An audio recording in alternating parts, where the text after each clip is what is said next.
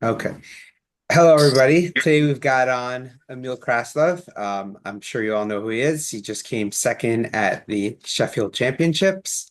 Emil, you want to give a little introduction about yourself? So I'm Emil Krastev. First of all, thank you for the invitation. Uh, I'm 93 kilos athlete. Uh, been for this class for 6 years, seven, and it's really tough road in general. I'm graduated physiotherapist before 6 years, so now I'm coaching, uh, trying to be coach and athlete and manage my time. Okay. That's cool. So you're in powerlifting full time between lifting and coaching. Currently, I'm a full-time coach, and this is like a years, year and a half. Before that, I'm working second job, and it's really tough from Bulgaria to manage like a second job and uh, for coaching in powerlifting in Bulgaria because we're a small community in general, and yeah, it's hard. That's because it's take me a little bit more time to switch it for full time.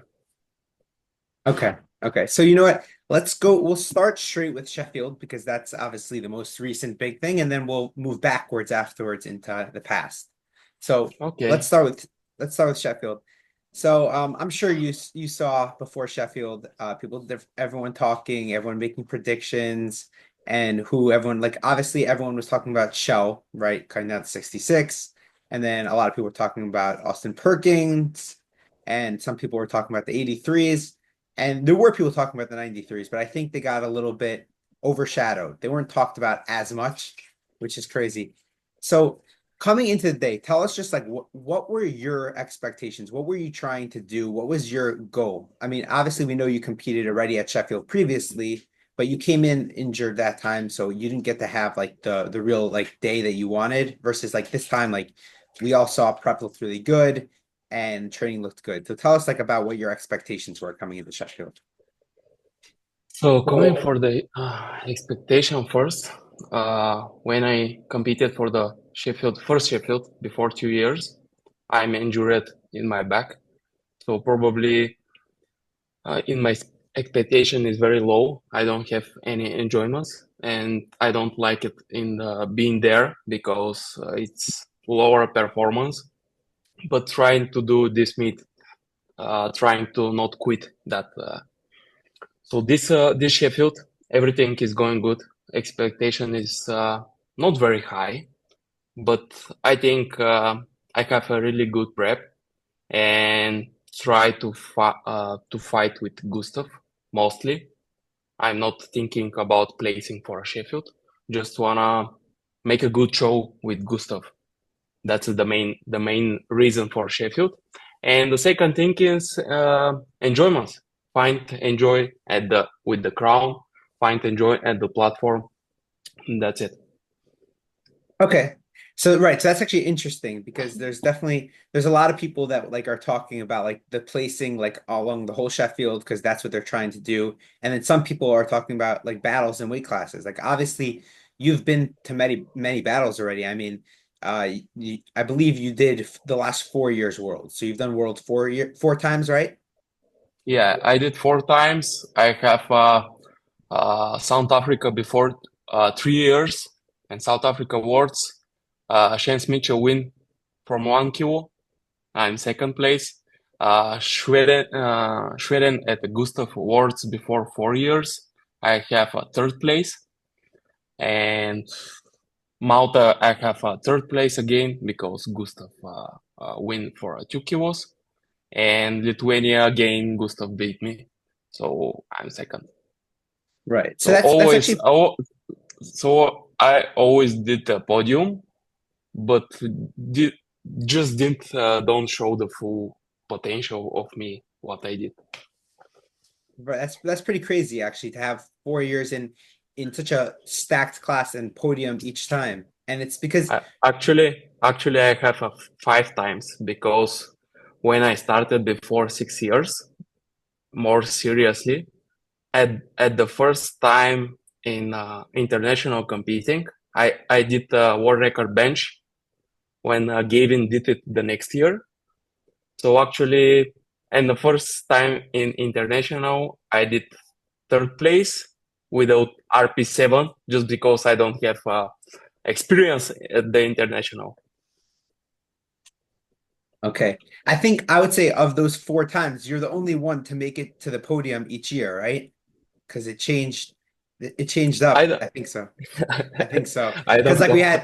we had Chance, we had Keiko, we had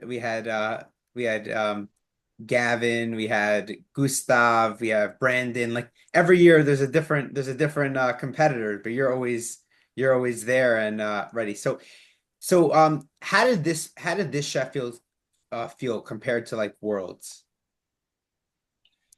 I think it's different because it's bigger in the at the crown and the mostly hyped meet in the year, and you compete like you said, you have the people who is competed for the placing. I not competed for placing for the Sheffield because it's really hard in general. Like for example, Kyle is a first place. I can't beat him. It's impossible. So I'm competing for the fight for a 93 and just make a show.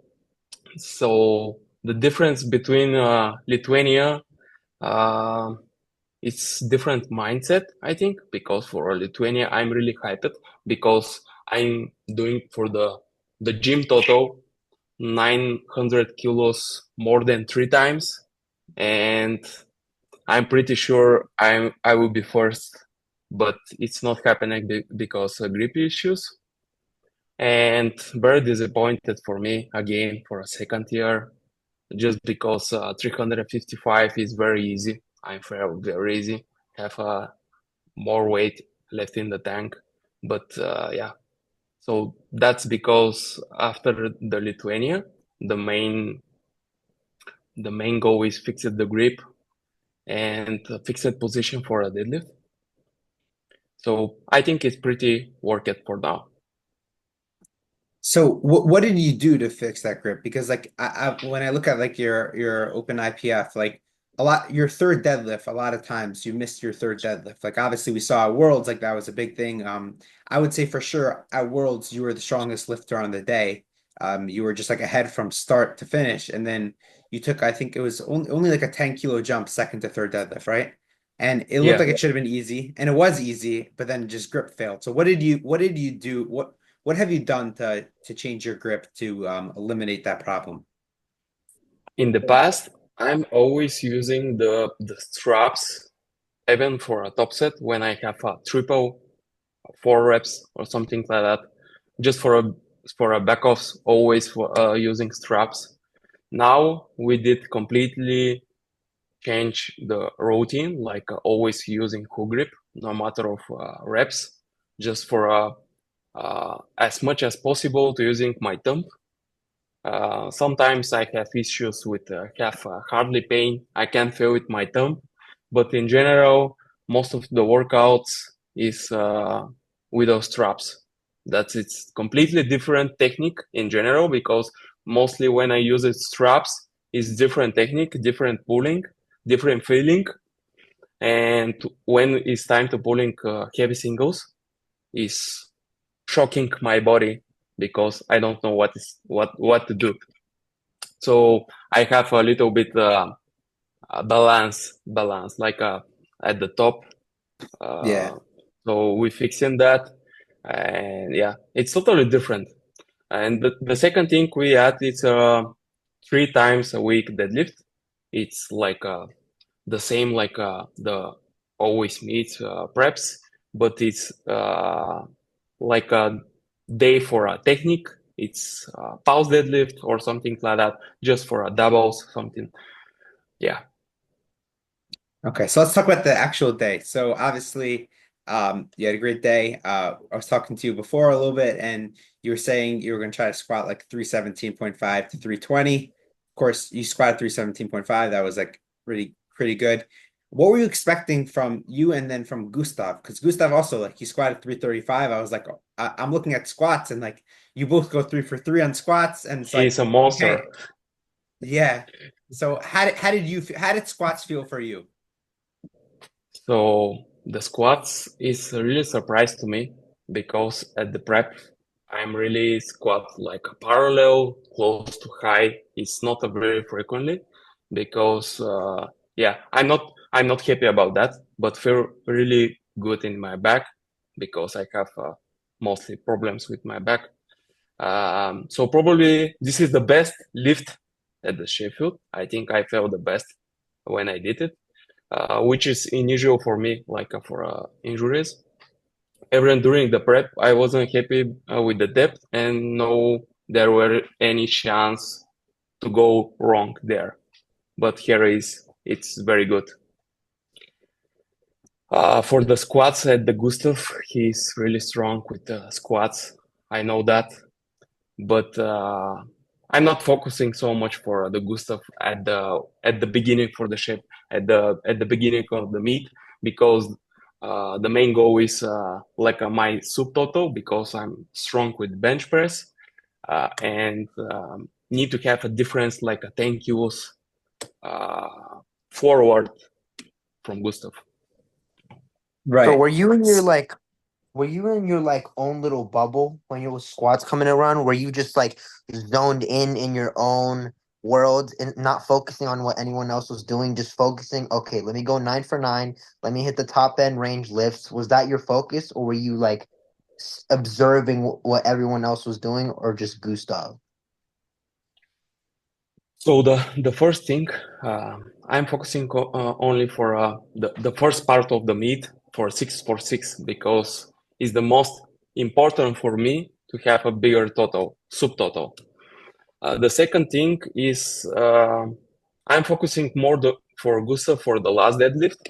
So most important for me to did my job, how my prep is going, and show the numbers of the day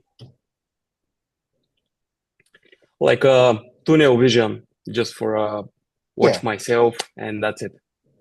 Right. Right. I think that's probably the smartest way to do it because there's no changes on squats and bench. There's no changes. It's all just try to go 6 for 6, try to like take as much as you can so you put yourself in the best position for deadlifts. So then let's talk about bench. So bench obviously like bench and training looks really strong. We saw you bench 240. And to be honest, 240 was like kind of easy. Um, so bench, I mean, it started like as planned. I mean, you took 227.5, which I think that's the heaviest you've ever opened, I believe. Um, and then jumped to 235, which set yourself up very well. But then you come to your third, 240. So just what happened? Talk us through bench.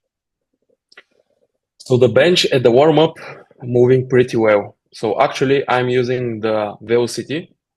We see how training move, we see how warm ups move at the Sheffield.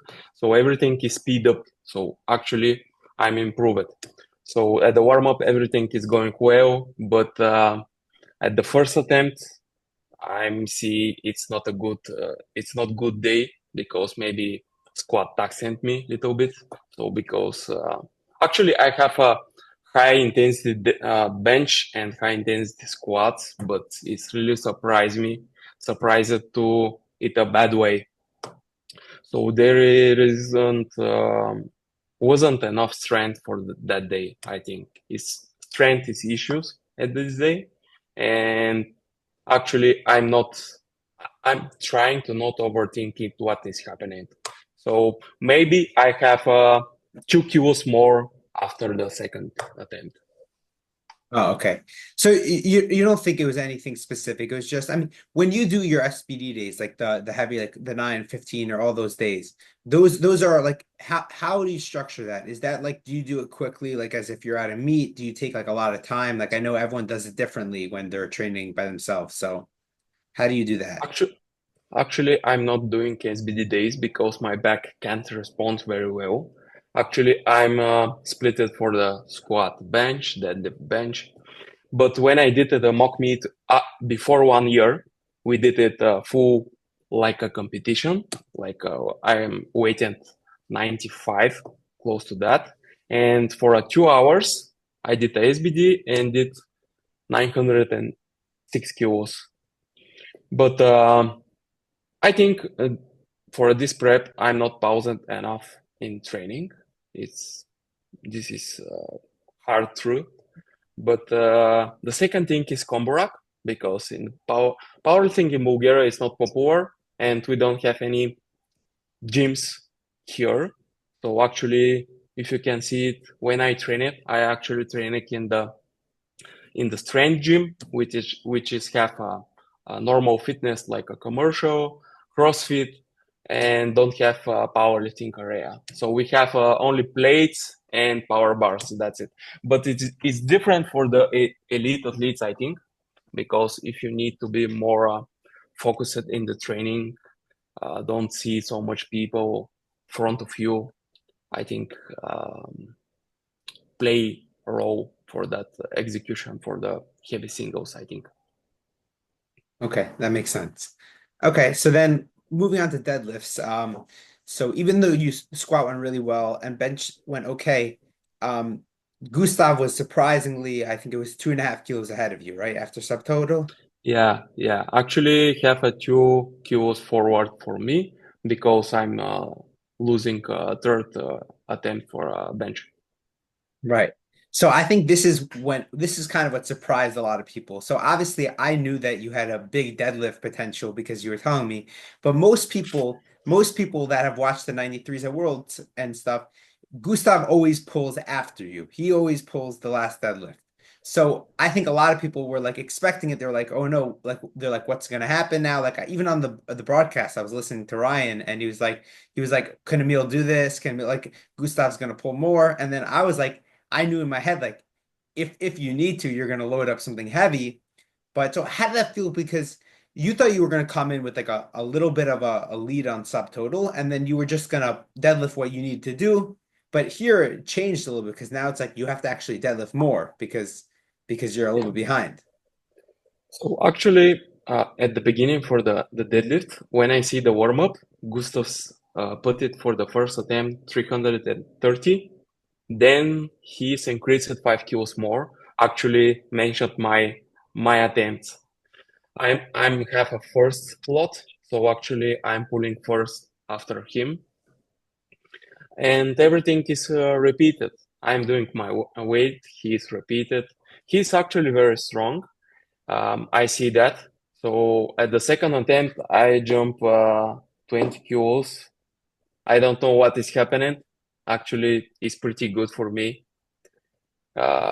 It's little bit off position because it's little bit slow rep, but when I did it in the training, it's felt pretty fast.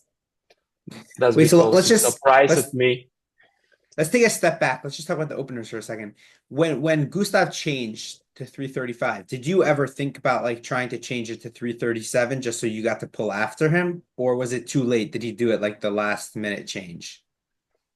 I think it's the last minute change because we don't see it. He changed it 5 kilos more, which Oh, we see okay. it, actually before the platform, the bar is loaded. So you didn't know that. Okay. So go right. So going into so your opener moves like it should. You jump 20 kilos. Gustav matches you. And then of course, right. So the second attempt, you were talking about that. So For a second attempt, like what I said, is really surprising for me because I'm not seeing any issues for that attempt. But when the judges say soft workout, you need to shoulder back more because I'm receiving down command, it's everything is very good. But I don't know. Actually, it's really surprising me what we need to have because we need plan B. So I actually Uh, think, thinking about it, I think it might have actually worked out like in your favor that you missed the second attempt because the way I think about it is from Emil's perspective, like his coach. His coach sees you miss the second attempt. So then he thought like, okay, you missed the second attempt. We don't have to worry that you're going to be able to jump so much. So he I, put in a lighter third attempt than he needed to. And like I was watching, I mean, I assume you weren't watching the third deadlift for Gustav because you were going next. You had to be focused, but like he it looks like he could have done more. So Actually, I'm I don't know what is happening with communication with his coach. His coach put it 360, yeah. so it's pretty lightweight for him because actually he have more for 365, 367 or more. We don't know, but actually it's pretty easy for me. And for the more money, Kedrick say, let's put 365. Why not? Uh, our nothing, like this mindset. So yeah, actually try to focus it myself. And I know it's pretty hard, but we did it. It's not felt easy for sure, especially for a lockout.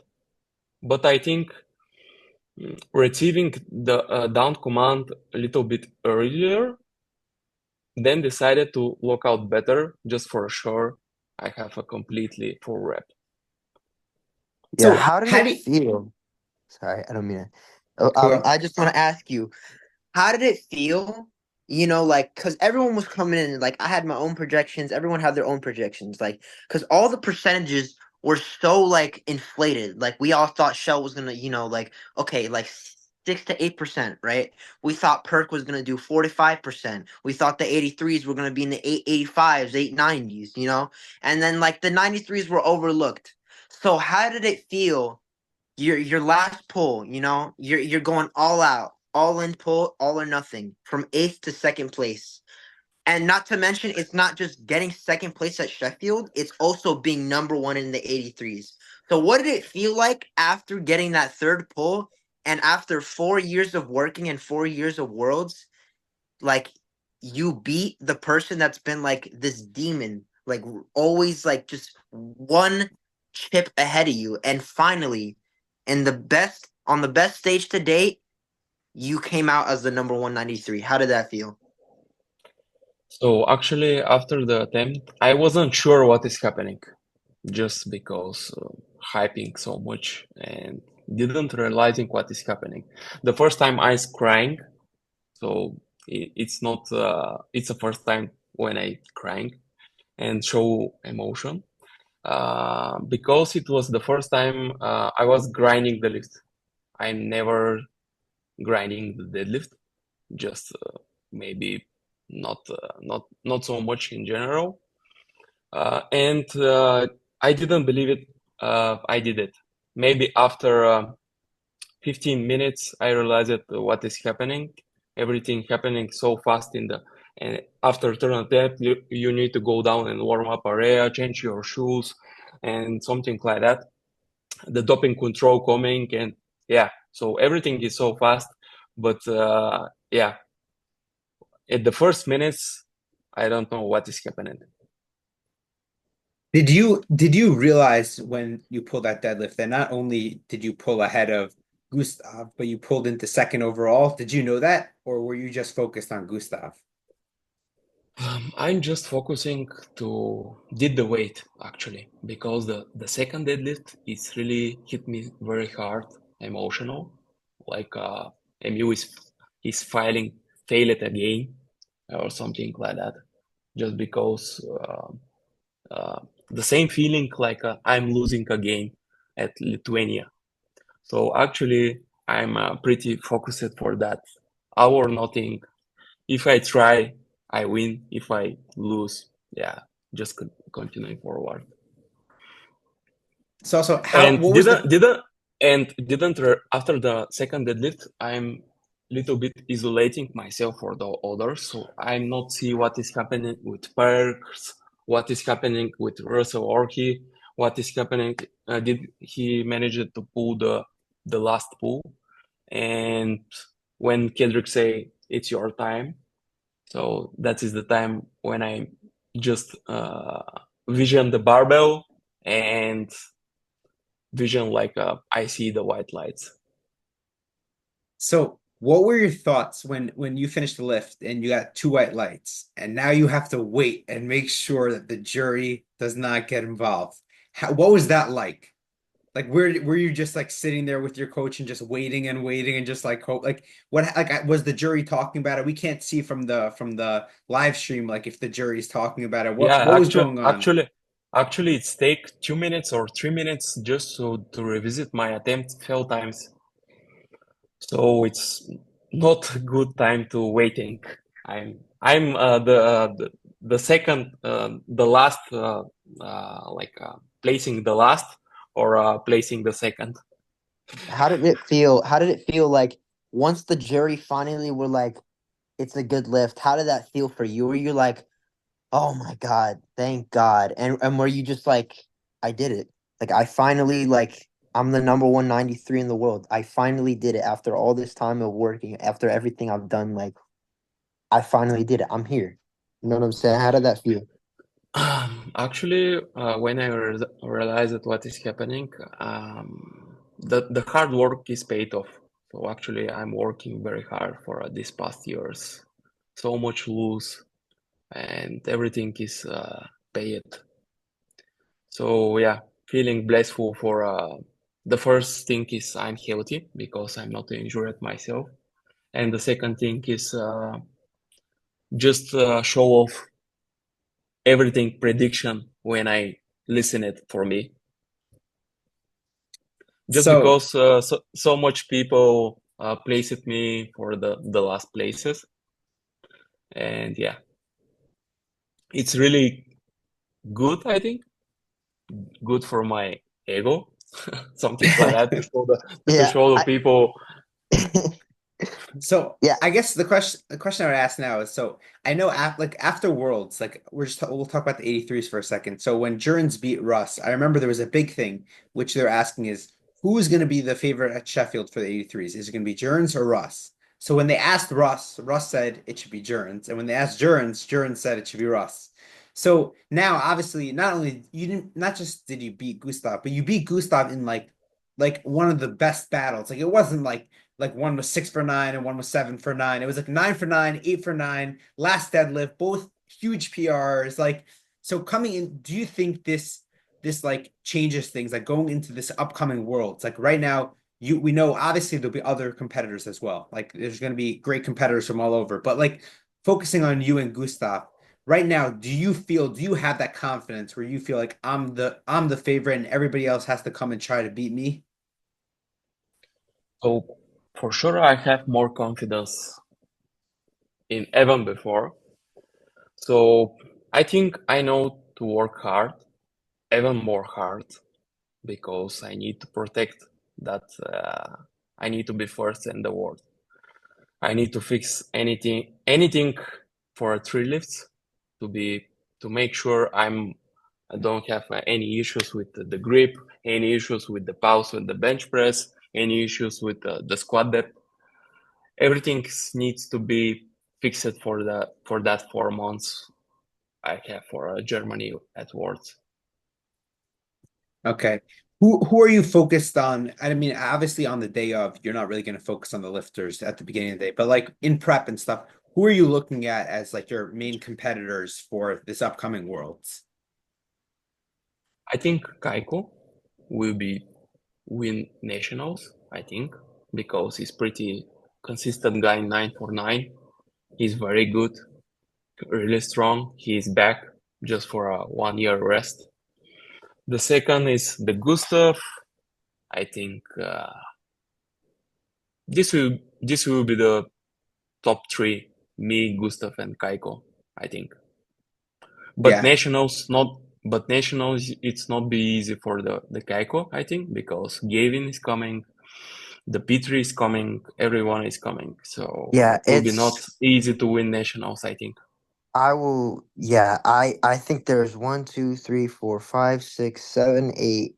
Like there's like 9 or 10 people like fighting for the podium. It's insane. There's a 17-year-old fighting for the podium, by the way. He's trying to total Yeah. 880 as a 93 this block, and he's 17 years old. It is. ridiculous, the talent pool in the 93s. But do you see Jonathan Kaiko being the one to come out on top just because he's so consistent? He's finally uninjured. His progress is insane right now.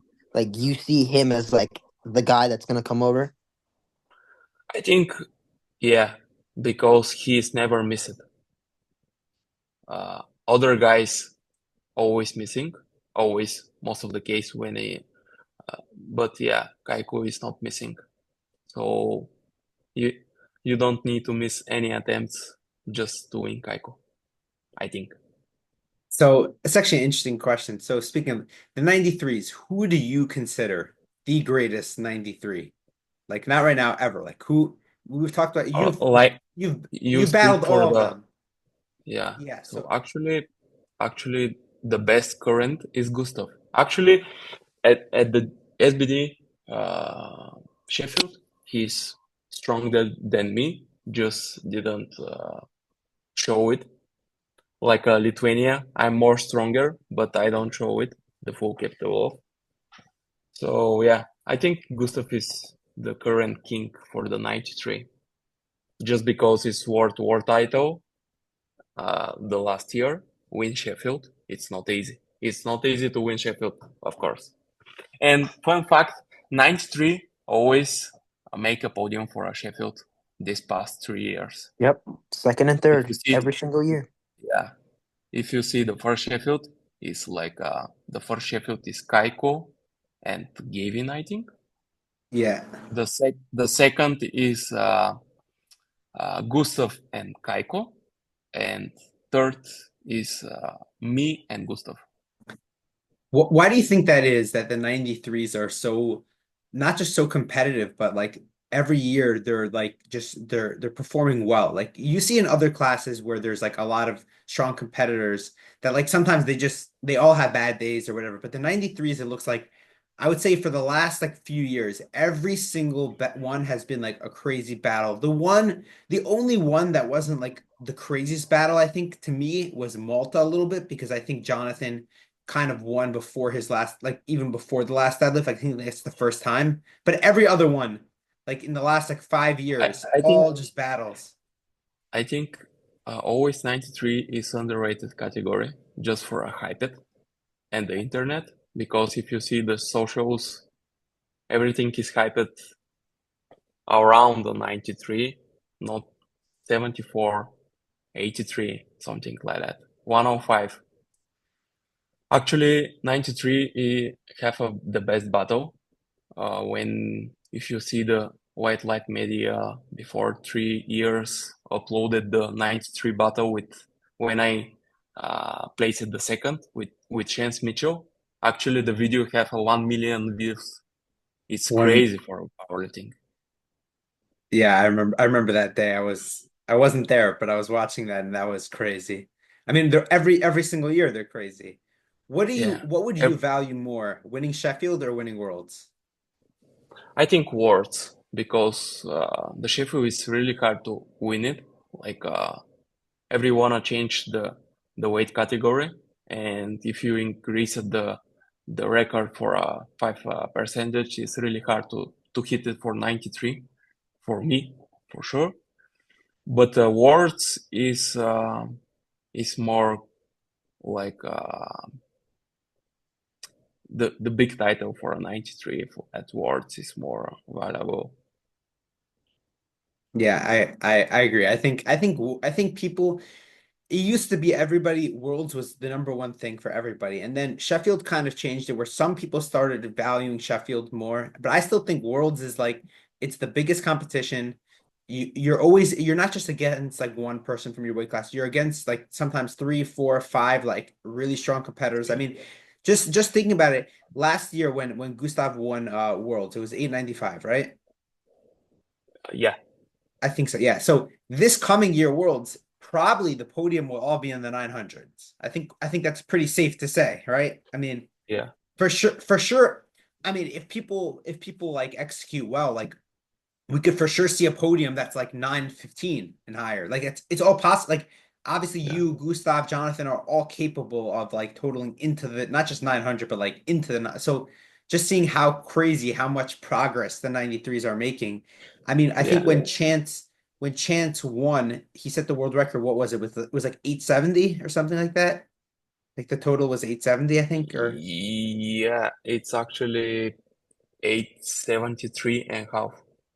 right. Okay. And now Because I now because I'm did 874 872 and a half. right. And now 873 is not even gonna, maybe it'll make you top five. 873 Yeah. like is it's crazy. So Yeah, the standards is very high. Each year you need to push so much and you need to invest your time just for recovery, more training, and that's it.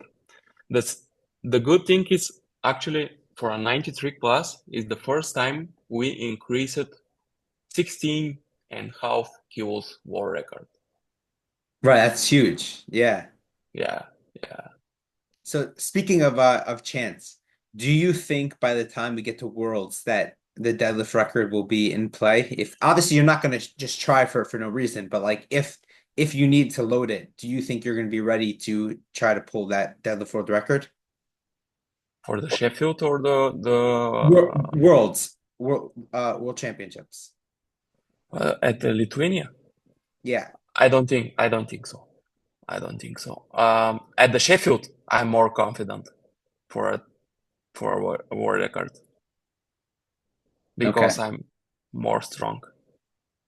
Right. The fun thing, and Shane Mitchell beat me for 1 kilo, just for a share.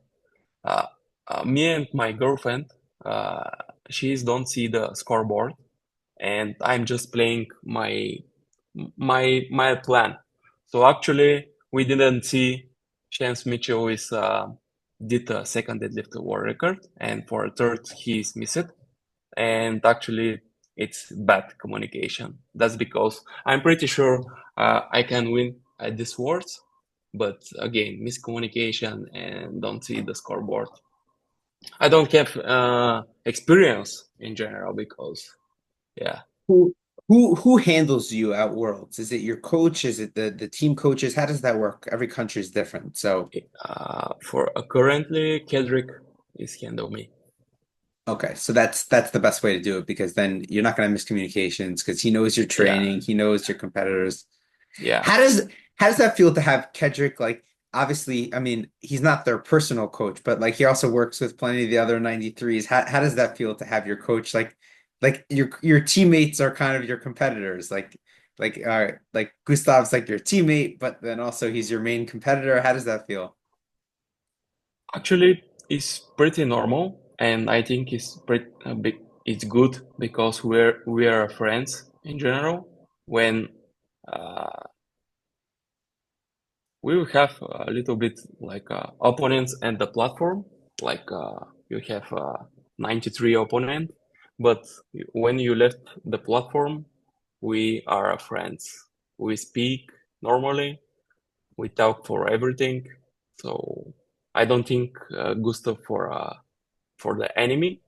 He's a very good guy, and I appreciate it because we maintain a good conversation in the social always. So I have a question. Speaking about Gustav, on the King of the Lifts podcast with White Lights Media, I saw that Gustav, like we Ryan was saying, and you were saying, like he's a big 93. Like he's very muscular and he's very lean, but at the same time, he's big. And he said, like, you know what? Maybe in a couple years, I'm gonna have to go 105 because when my body is like, when my body tells me enough is enough, I have to go. What do you say to that? And do you think in the future, when Gustav moves up and when you're back, like since you say you have, back issues, do you think if when your body tells you enough is enough, that since you've been around for 6 years as a 93, do you think you're gonna go up with him to 105 and be like, yeah, let me Of just course, commit? of course. I'm always thinking like about the longevity for the sports. It's not about pushing 93, injure yourself, and cut the sports. I'm always thinking about be more enjoyable in training, build muscle mass, because if I weighted currently when I weighted 96 kilos, I feel the best in training, the best feeling recovered, everything is good. But if I just surplus 4 kilos or 5 just for a 100 kilos body weight, it's not 105 because it take me 2 years or something like that just for a adaptable for that weight. I think it's about the time, maybe next year, maybe 2 years. Yeah, who knows? I think But I think you first I have think to. it's about for the longevity for the sports if you want to continue to improve you. Right. I would say I think first you have to get the world championship in the 93 so you can have that. Once you have that, then you can make the switch to the Of 105s. course. But like doing it before would be a shame. So speaking of that, so you've been on open powerlifting, it shows like you've been competing since 2019. And you've been a 93 your whole career. When did let's go with some background. Like when did you start like lifting? How did you get into powerlifting?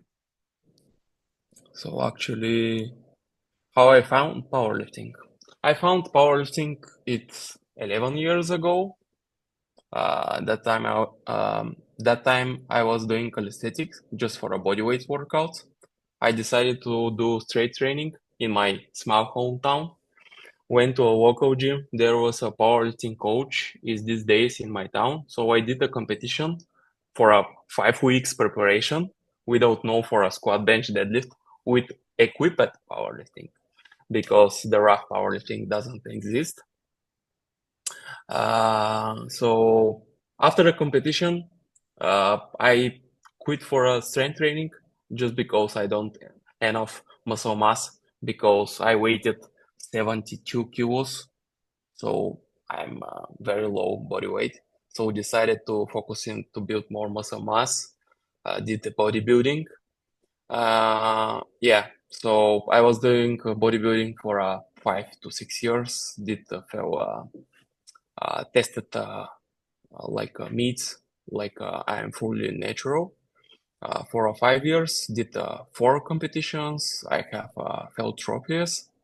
And when I did the off season for the bodybuilding, it's pretty annoying for the you need to take a time for off season like 1 year just for a build muscle. Then decided to jump slowly through powerlifting, like if you know Lane Norton free program for a PH3. Then decided to Yeah. run few times and have a few local meets just for a fun. And total always increased like for a 1 year I have increased at 115 kilos, something like that. Then decided to, oh, I have a potential for a powerlifting. Let's fully focus on that. And at this meet, I find a Bulgarian coach. Its name is Rosen. So the first time I started with a powerlifting coach, so its program is more structured for me. Then the progress is made. So actually, the first year when I focused for a powerlifting, I decided to do nationals. Then I did for the first Euros. Then I did the world record bench and placed third at the Lithuania before 6 years. So okay, so you had your experience was you were doing calisthenics, then you did strength training for a little bit, and then bodybuilding for a lot of years. So when you were done bodybuilding and got back into powerlifting, you were already around like 93 kilos. That's around where your body weight was. Well, I waited around because I'm cutting a little bit for the 83 around this. Then my normal weight is 88, 89, close to that. It's not fully 93 and be aesthetic for a while and didn't decide for the bulk because I'm focused more for my physique like this.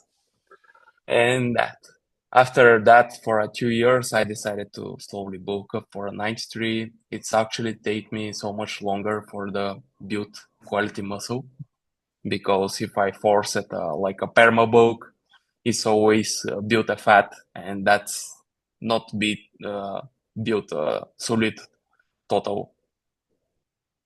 So how long have you been working with Kedrick? Actually, we started before the first Sheffield. This is So like two like two years years. and 2 years and 2 months, something like that. So who before that you had a local coach from Bulgaria? Yeah. So actually, we work at 3 years. So you were saying before that the powerlifting scene in Bulgaria is not so big, and that's why like you guys don't have like powerlifting gyms with all the equipment. How small is the powerlifting scene in Bulgaria? Like how many are there? Like how many competitors? How big is the nationals? Like all that. Like just talk about powerlifting in Bulgaria. So we're a small community, still growing each year. I can see and more young lifters involved. We recently had our biggest meet in local history, over 180 participants, which is usually have around 200 athletes per year because you have two federations. We still need to grow more to adapt it and to have better standards, but things are going in a good direction. Even this year, we had a very good like live stream, and they watch it for the 1,000 people, which is pretty solid for this community. It wasn't something new, but it was a better quality with professional cameras, so everything.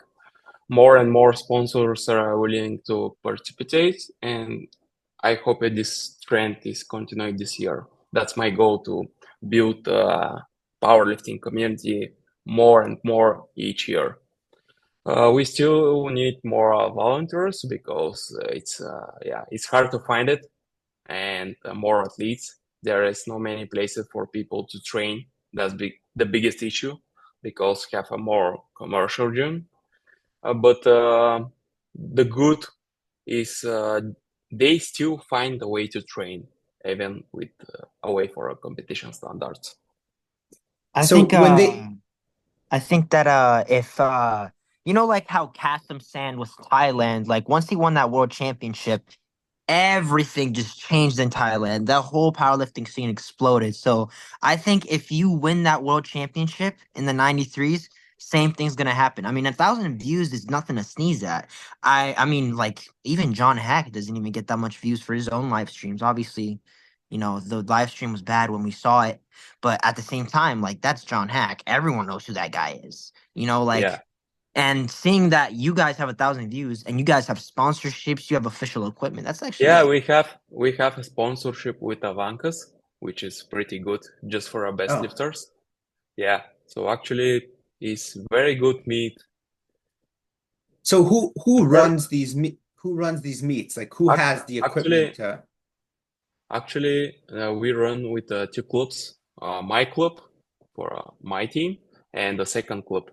Actually, we organization for like a 10 peoples who is helping for this meet. and I'm saying where who has the equipment? Who has combo racks and all that? Because We using the new combo rack because we have actually one combo rack for a Leico and using for the platform. The other is like a RR. It's all the yeah. RR. Yeah. So actually we have a pretty uh 12 combo racks, I think. So using for our warm-ups. So actually the equipment is the other place of the Bulgaria is combined for the one place, and that's it. And It's pretty hard. how far away is that from where you live? 400 kilometers. Oh, it's far. Okay. I was like, you can't train there then. Yeah, Right. yeah. So So Pat, actually, I have a combo rack. Before 3 months, I buy it with a plate, but it's from when I go back to see my family and training because in my town we don't have any gyms almost, just for a powerlifting. oh, So actually, when I driving 400 kilometers, I'm going to visit my family and training, and that's it.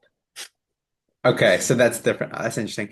So we were saying so the powerlifting is it's growing, but it's still small. How is the general like fitness scene in Bulgaria? Like, are there a lot of like commercial gyms? Are there a lot of people training? Like, I mean, like I know at least in the US, right? Like some gyms they'll have non-powerlifters, but you'll still see a lot of people benching, a lot of people squatting. So what's it like in Bulgaria in that regards? I think bodybuilding or just general population with fitness is more popular in Bulgaria because bodybuilding is more popular sport in general, and most people will wanna losing 10 kilos and feeling good. So I think Bulgaria have a lot of coaches online, one-on-one, and yeah, it's more uh, it's more popular than powerlifting for sure. Uh-huh. But Yeah, yeah, are you like in Bulgaria? Are you like popular? Do you have like a YouTube channel? Do people in Bulgaria know who you are? Like the fitness community? yeah. Actually, that's my main idea to create Bulgarian uh, content.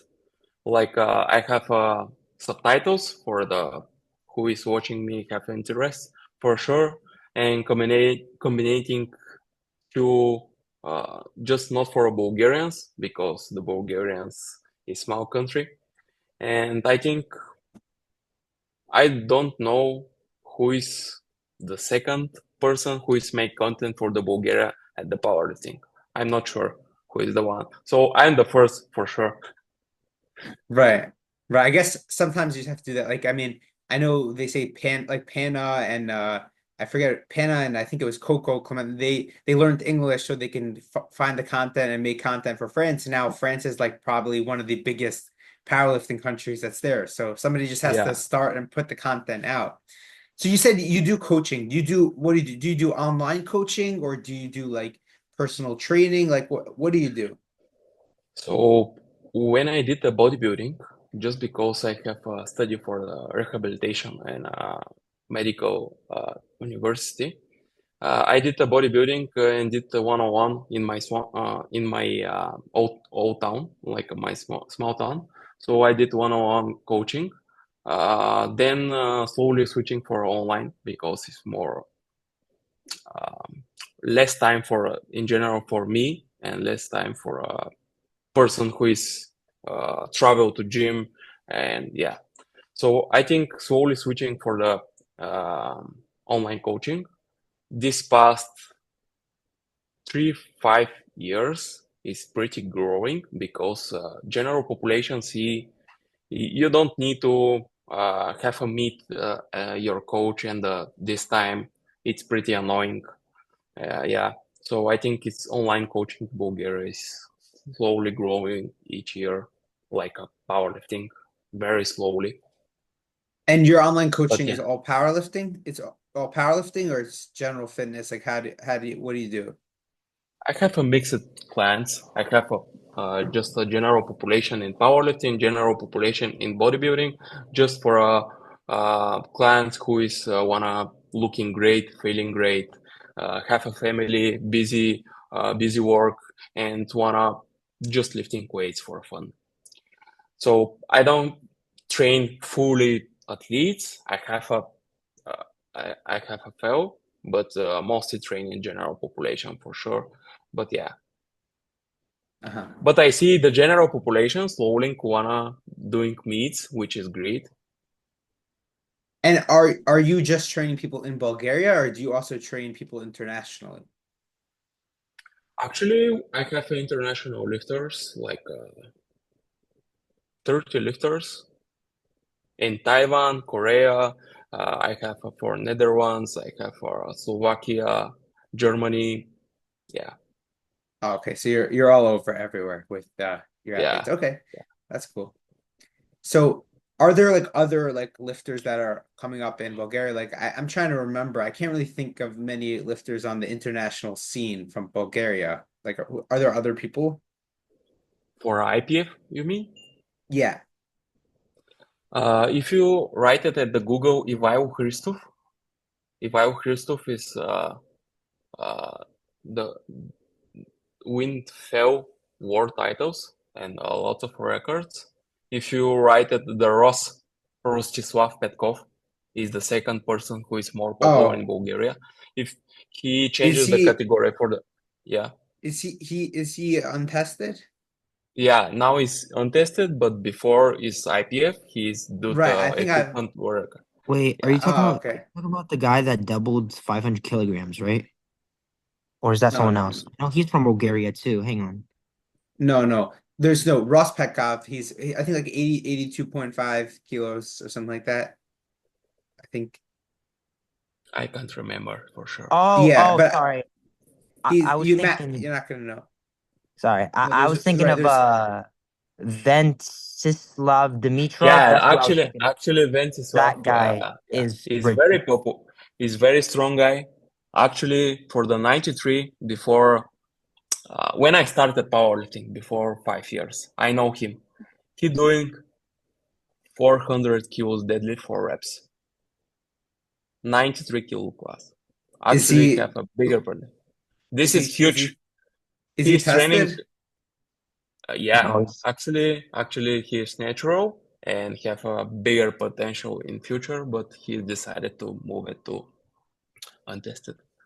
oh, Oh. you almost gave me a heart attack. I'm not gonna lie.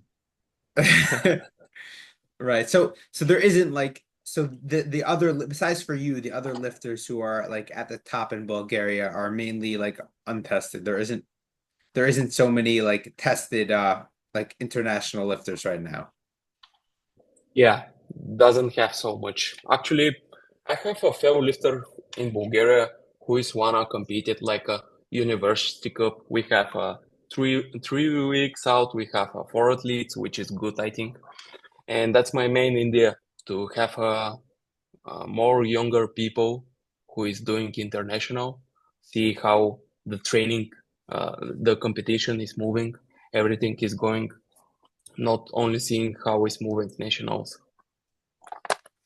Yeah, I think I remember I was talking to Agata and she was saying the same thing. In Poland, like besides for her, all the other like top lifters are all untested.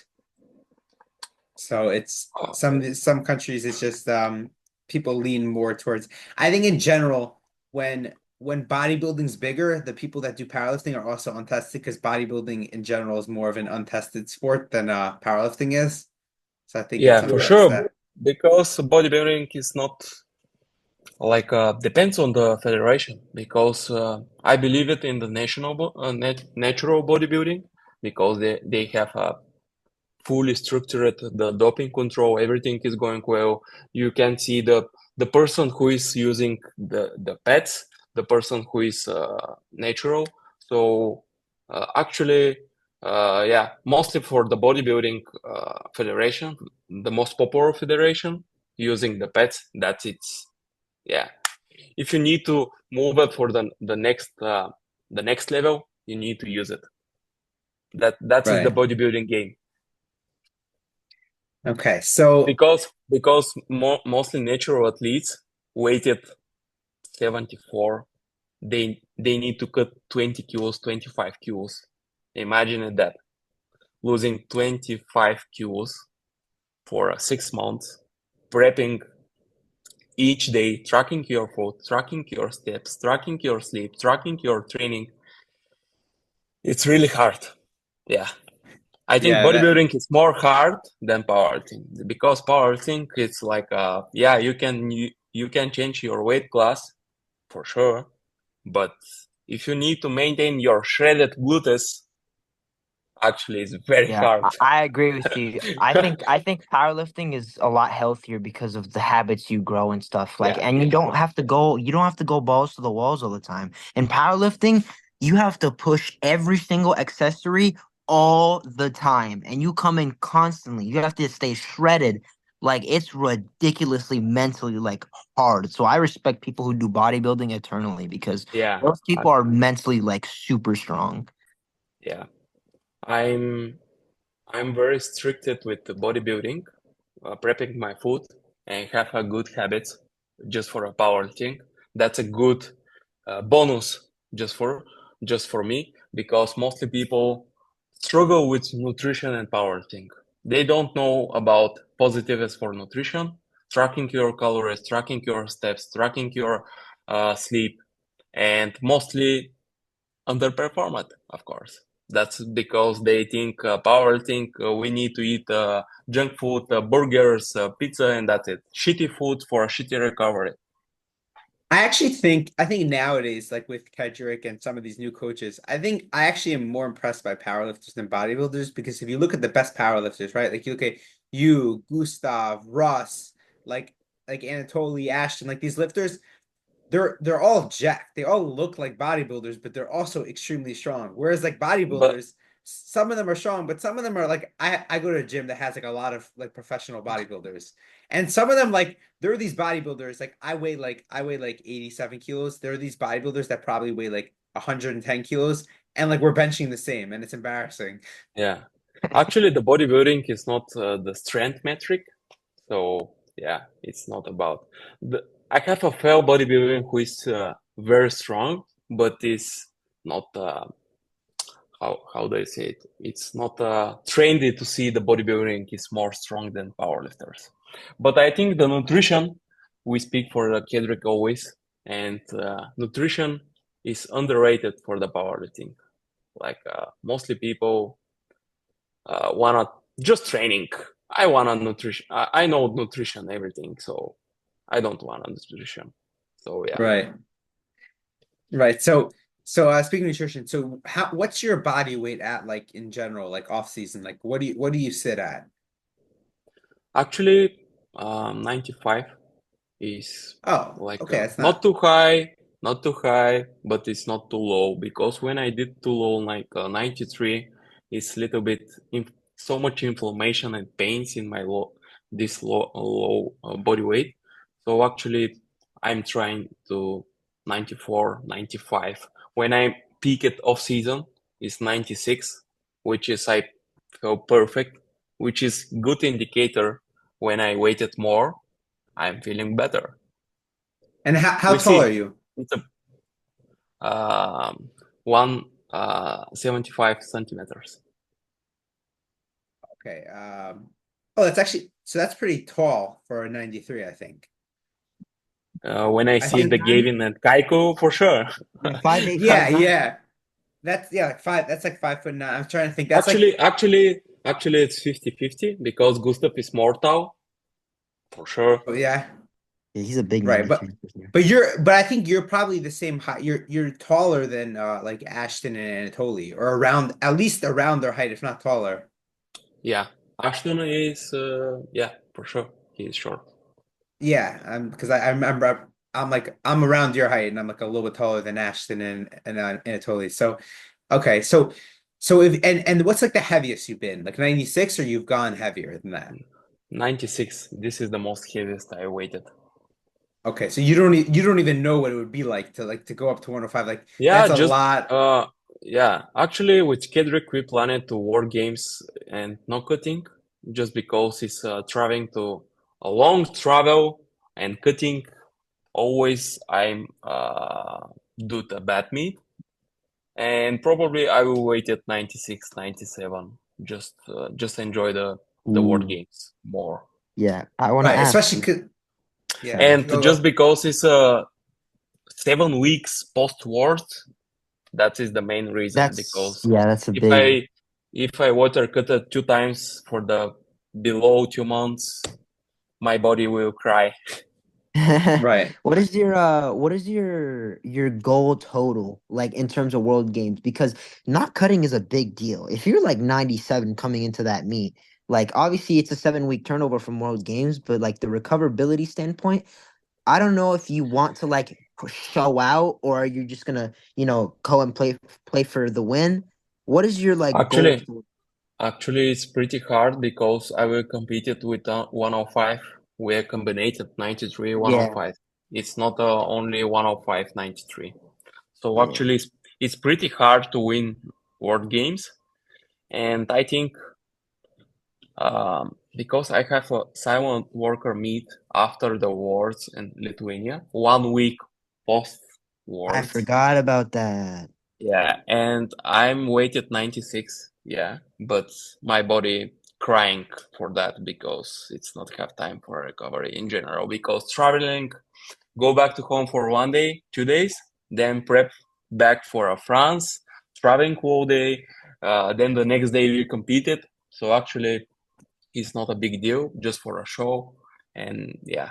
But we see for the World Games. I don't have any high expectation, just for a see like a mini vacation because I never been there for sure, and yeah, will be good meet for sure.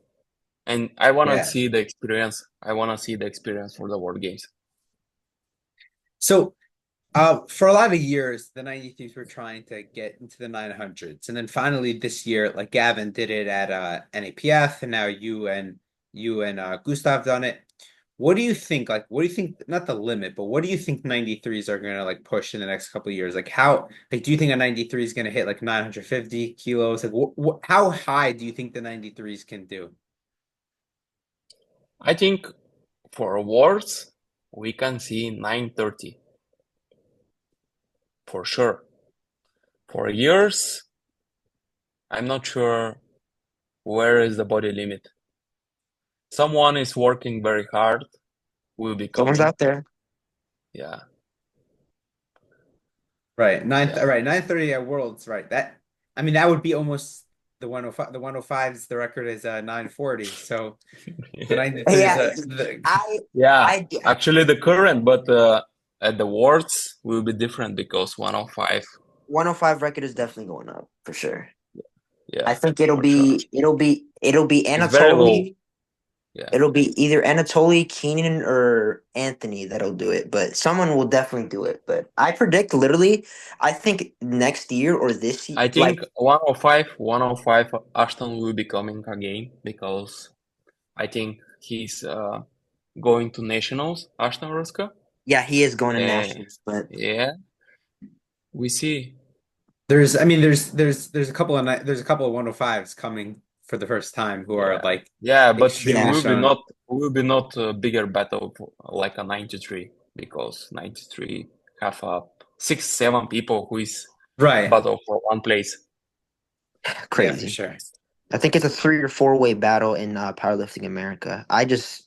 Keenan, Anthony McNaughton, Ashton Rouska, and then I'm missing No, someone. it's just three, just three. It's just Nobody those else three, is right? nobody Yeah, else I is guess Kevin Paul and battling. Duarte Eduardo, but whatever. No, they're not battling for first. Yeah, they're not battling for Yeah. first for sure. Will be good for sure because no one will be traveling so much like out of America. Right. Right. I wonder also Germany is also like one of the easier travels to get to. It's a very easy like direct flight. Like I the other some of the other No, times we that you don't have like any direct flights. Always post really? flight, Oh always no. post flight. You need to driving minimum 1 hour. Where do you fly Oh, God. from?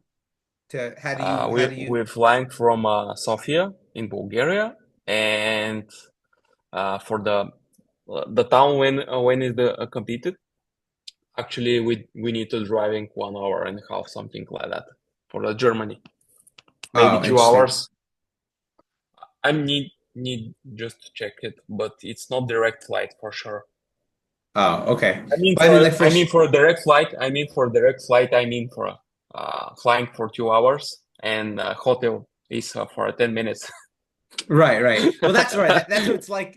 That's what it's like for us by nationals in the US. You fly for 2 hours and then Yeah, you just go there. But like I mean like certain like Malta, like we couldn't I mean I went to Malta, so like we couldn't fly direct. We flew to like either Italy first or yeah. then or Actually, I flew to Malta is France. very good. Yeah, Yeah. Malta was my favorite location of any of the yeah, because it's good for the like a mini vacation. You have a yeah. good post competition with Sia. Have a yeah small vacation with your friends. It's Yeah. actually it's pretty good because Lithuania uh, is it's not it's not a perfect location No. for sure. It's better Malta is than better. Malta is It's better. better. Yeah, Malta's better, but Lithuania is still better than where was it a couple of years ago? It was in the place that somebody Uh, died. South Africa is good too because depends on the place. Because yeah, it's very good because we see monkey in the hotel. Oh yeah, that Yeah, stalling for the pre-workout for the gaming. Actually, the that monkey probably is dying. Oh For the did you see the monkey? yeah, a lot. You can open your window. You need to always close. That's that's funny. crazy. Yeah, it's That's actually crazy. it's the next level experience for me. And Yeah. traveling almost one day, 21 hours. Oh Wow, my. that's not Oh I mean, no. China World Games will probably be even worse or just as Yeah, bad. Oh actually, it's god. World Games almost will be one day just because I don't wanna cutting because it's a bigger destination. Yeah, it will be hard for a communication with internet or something like that. It's different Right. and different food because China have a different food for sure. It's not like a normal. Right. I wonder. Probably be some good food, but definitely would be hard to like cut and well, it'll definitely make it easier if you're not cutting. You're not gonna have to worry about like specific foods and whatever. You can actually just like enjoy it a little bit more because it should be a fun Yeah, for sure. The main goal is for the worlds, compete it, win the world title, and competing for the next Sheffield for sure. right. That makes sense. Okay, let's see. Do I have any other I questions? have one thing to ask you. What is like I know this is a very like big question and you don't like need to give me like a concrete answer because no one's gonna have a concrete answer. What do you think, like, since you have longevity, right? You've done bodybuilding for 6 years, you didn't give up. You've done powerlifting for 6 years and you didn't give up. What is your final goal in powerlifting, like when it's all said and done? Like, what do you want to achieve after everything is done with? Do you want to be the greatest 93 ever, the greatest 105 ever, since you said you're gonna move up in a couple years? Like, or just the greatest lifter, period? Like, what do you want personally? For sure, I wanna beat it, the Sheffield. I wanna beat for the world title, but be the 93 the greatest. It's probably just for a period. Like if I win the 1 year, you need to protect it for the next year. So you need to not stay so much longer, like a Kaiko. If you not competing just for a 1 year, your records will be beaten, everything is beaten, so everything is changed. So if you want to stay in the game, you need to play. So actually win the one world title, win the Sheffield, and yeah. So the most important for me is to feeling great, because if I'm not feeling great in general, I can burn out. If I burn out, I can quit for the sports and change for the bodybuilding, like a new goal for the next competition, like a bodybuilding show. But I can move it back for the powerlifting. So actually, this is the two sports which is more like with training, continuing with training in general. Because if I wanna do it the bodybuilding show, of course, after that I will back to the powerlifting, and that's it. Yeah, what's your advice for someone that's like really burnt out? Because a lot of the younger lifters, like you see them hitting crazy totals, but then they just give up because it's not going their way for like a couple months, and they're like, "Oh, I hate this. I'm done with this." Like, what is your advice? Because that's like the number one killer of powerlifting. People just get burnt out so easily, more than any other sport. Like literally, like just they just burn out. So, like, what's your advice for people that burn out really easily? Like, what's your number one tip?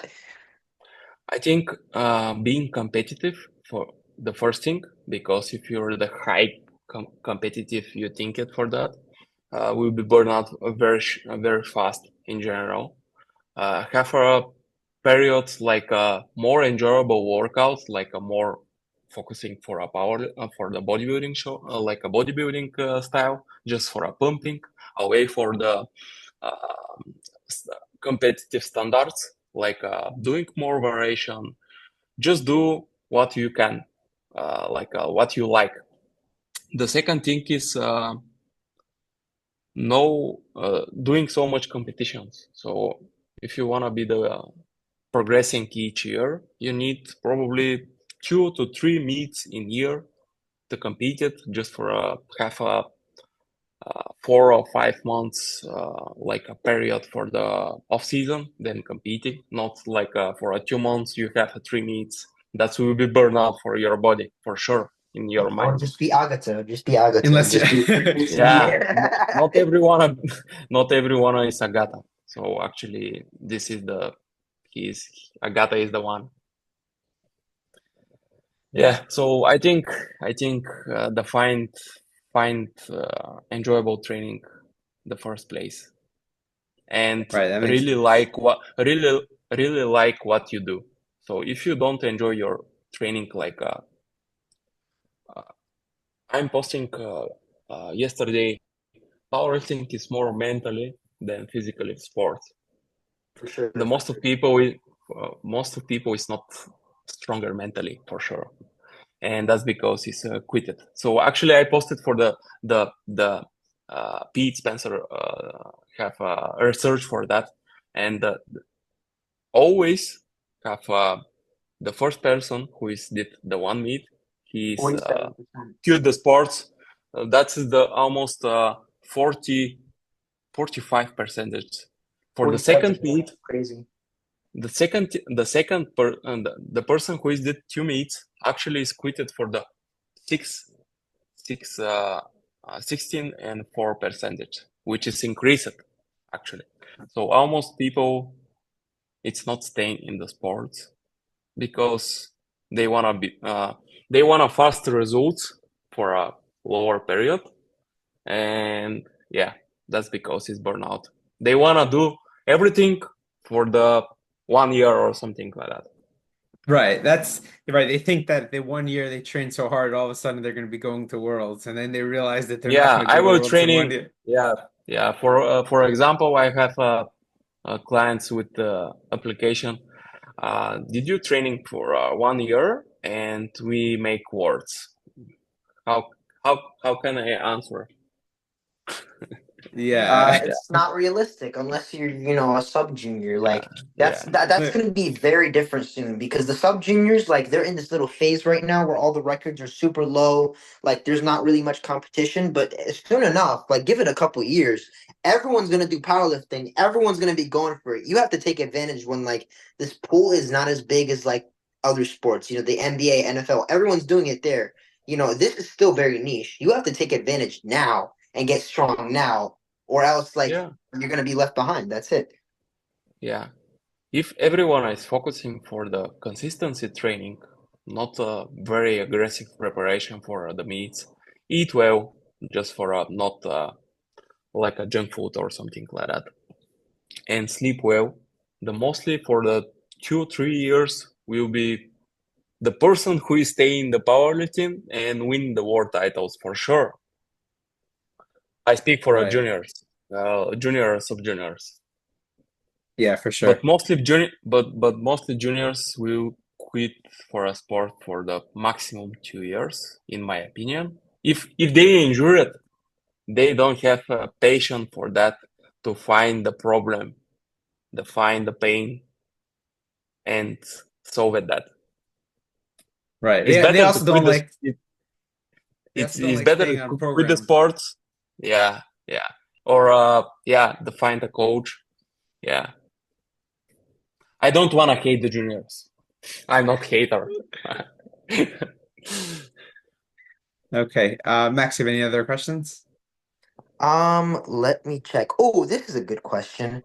You and Jonathan Kaiko are like you and Jonathan Kaiko are like some of the biggest bench outliers in the sport. So like you'll see the 105 record is it's lower than the 93 record, right? Isn't it Yeah, like 230? And then the bench record is like 245. The 120's bench record is like 261. Like you guys have some of the craziest bench gains possible. So it's like yeah. this is my question. For you and Jonathan Keiko are like this in terms of bench. You guys have like an equal bench, like similar body weight. I'd say he's shorter, obviously, but do you have like a plan to like beat Jonathan Keiko's record, or do you just want to like make pace because of his other lifts, or do you want that record or no? I'm for sure I want to beat it for sure, but based on the training, I'm more focusing to build solid total just for sure because the only one bench can't beat the Gustav and Kaiko for sure. So you need to be more 949 calculated these numbers and beat to be the first. It's not the person who is the bigger bench, is the biggest total. But in the future, like for a preparation, for example, I did record. I tried records 2 times, which is I failed at. I know, but yeah, for sure, I will beat it. It's about the time. Yeah, but depends, Kaiku, how much pushed the record this year.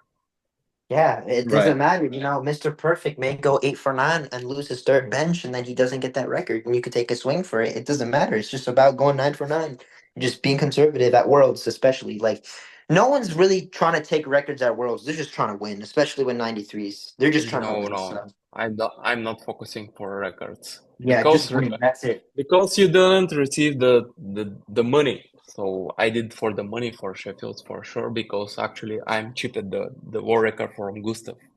So the money it's taken for the first person who is do it. So actually we did it for the 2 kilos more. And yeah, I'm not if the situation is I need to do it a world record for sure. I'm pretty sure that poll that you did, I think someone did the estimations. I think it was a $15,000 poll just on the third attempt alone. That is crazy. But yeah, one final question.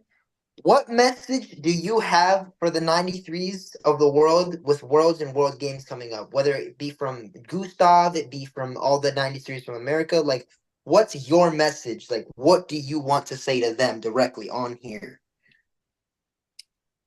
Uh, I think the message is I will training very hard, more than for Sheffield for sure, and everything will be fixed for the this uh, 4 months. So I think will be the best version of Emil for the World's Germany, and they will be prepared for that for sure. Because if everyone is missing the lists, it's about the chance for me to take the lead. That's it. I think for Akaiko and Gustav, we're friends. So actually, I don't want to create the drama, but actually, I'm ready. Emil is hungry for sure. Okay. That's yeah, good message. You want to shout out like your coach, your sponsors. I don't know what sponsors you have. Yeah, actually, I wanna thankful for the Kedrick for sure. Silent Worker. We work with Bitroof for a velocity. My girlfriend and yeah, and my family. Okay. Thanks a lot for the good conversation. I think it's really good podcast. Yeah, Yeah, thank you very much for coming on, and thank you whoever is watching for watching. We're gonna link Emil's like Instagram and YouTube channels in the description, so you'll be able to find that there. So, thank you very much, everybody.